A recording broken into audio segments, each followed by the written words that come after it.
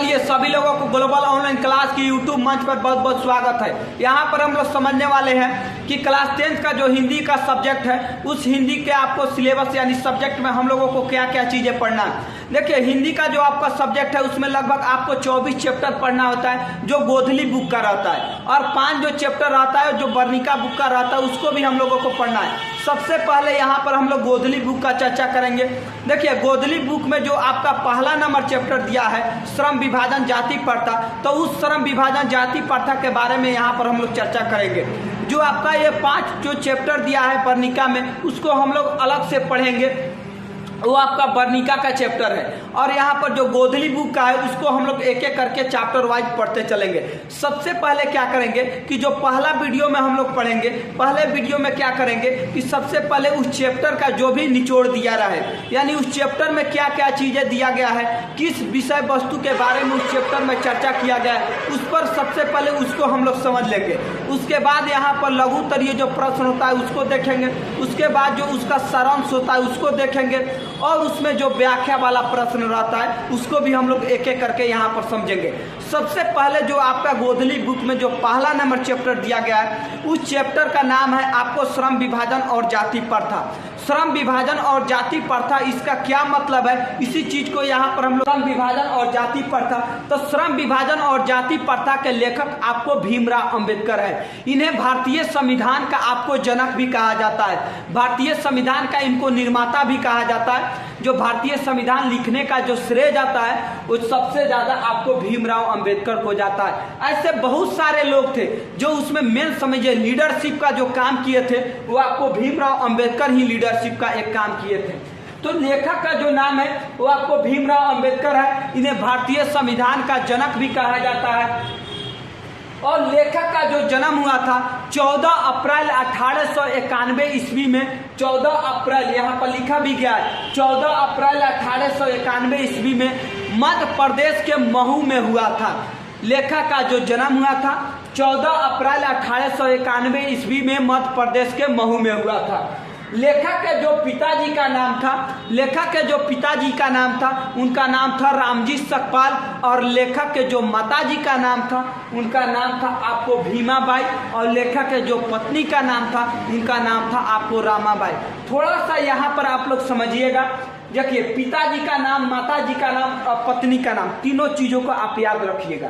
देखिए, सबसे पहले लेखक का नाम आप याद रखिएगा भीमराव अंबेडकर। लेखक का जो जन्म हुआ था 14 अप्रैल 1891 ईस्वी में मध्य प्रदेश के महू में हुआ था, मध्य प्रदेश के महू में हुआ था।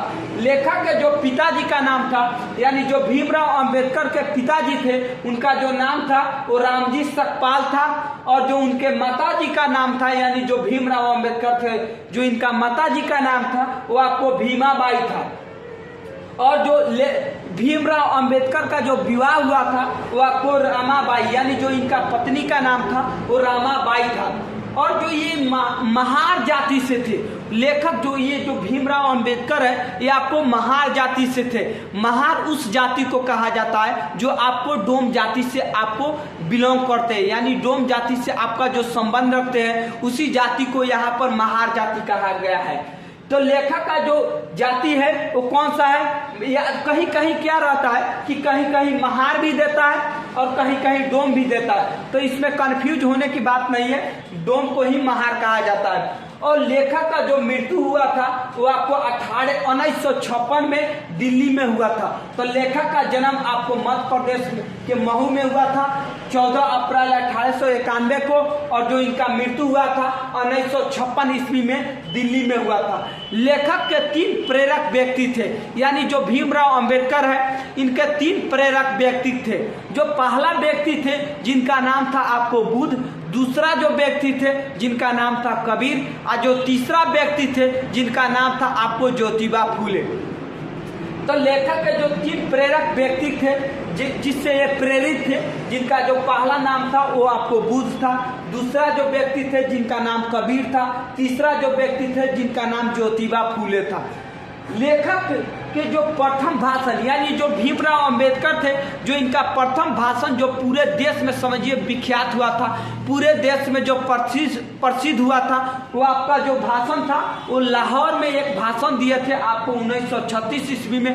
वही भाषण जो था इनका प्रथम भाषण था और ये पूरे देश में प्रचलित हुआ था। तो लेखक का जो प्रथम भाषण 1936 ईस्वी में लाहौर में हुआ था।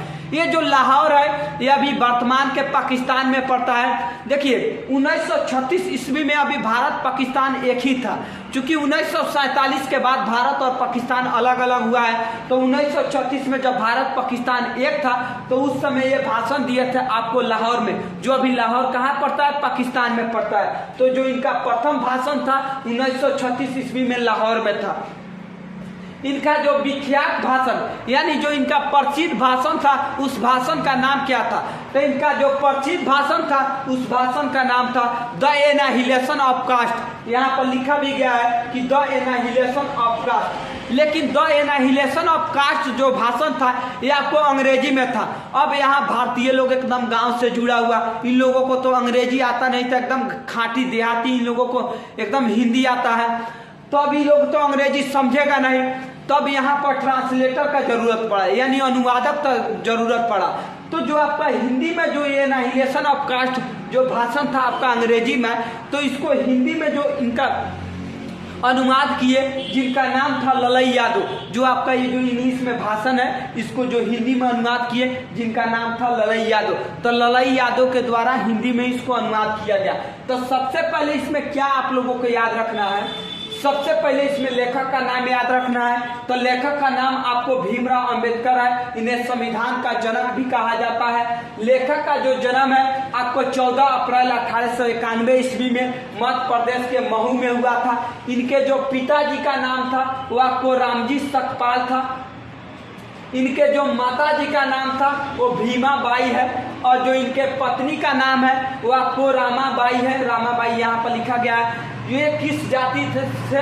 ये जो आपको महार जाति से थे, जिसे डोम जाति भी कहा जाता है। इनका जो मृत्यु हुआ था वो आपको 1956 ईस्वी में दिल्ली में हुआ था। इनके 3 प्रेरक व्यक्ति थे। जो पहला व्यक्ति थे जिनका नाम था बुद्ध, दूसरा व्यक्ति थे जिनका नाम था कबीर, जो तीसरा व्यक्ति थे जिनका नाम था ज्योतिबा फुले। इनका जो प्रथम भाषण था 1936 ईस्वी में लाहौर में हुआ था। इनका जो विख्यात यानी जो प्रसिद्ध भाषण था वो द एनाहिलेशन ऑफ कास्ट था, लेकिन ये अंग्रेजी में था। इसको हिंदी में अनुवाद कौन किए? तो इसको हिंदी में अनुवाद आपको ललई यादव ने किए। तो सबसे पहले यहाँ पर अगर आप चाहिएगा तो इसको आप सारांश भी लिख सकते हैं। अगर मान लीजिए कहीं देगा कि आपको श्रम विभाजन और जाति प्रथा के सारांश को लिखे, तो सबसे पहले क्या कीजिएगा कि यहाँ पर लिखिएगा कि श्रम विभाजन और जाति प्रथा के लेखक डॉक्टर भीमराव अंबेडकर है, जिन्हें संविधान का जनक भी कहा जाता था। इनका जन्म आपको 14 अप्रैल 1891 ईस्वी में मध्य प्रदेश के महू में हुआ था। इनके पिताजी का नाम आपको रामजी सकपाल है तथा इनके माता जी का नाम भीमाबाई है। इनके पत्नी का नाम रामाबाई है। ये आपको महार यानी डोम जाति से आते हैं। इनका मृत्यु आपको 1956 ईस्वी में दिल्ली में हुआ था। इनके 3 प्रेरक व्यक्ति थे। पहले जो व्यक्ति थे जिनका नाम था बुद्ध, दूसरे जो व्यक्ति थे जिनका नाम था कबीर, तीसरे जो व्यक्ति थे जिनका नाम था ज्योतिबा फुले। और ये इनका जो प्रथम भाषण था 1936 ईस्वी में लाहौर में दिए थे, जो लाहौर जो अभी वर्तमान का पाकिस्तान में पड़ता है। इनका जो विख्यात यानी प्रसिद्ध भाषण था द एनाहिलेशन ऑफ कास्ट, जो अंग्रेजी में लिखा हुआ था, इसको हिंदी में आपको अनुवाद करने का श्रेय ललई यादव को जाता है, क्योंकि ललई यादव ने ही आपको हिंदी में इनका अनुवाद किया था। द एनाहिलेशन ऑफ कास्ट जो भाषण था उसका अनुवाद आपको ललई यादव ने ही हिंदी में किए थे। तो ये जो सबसे पहले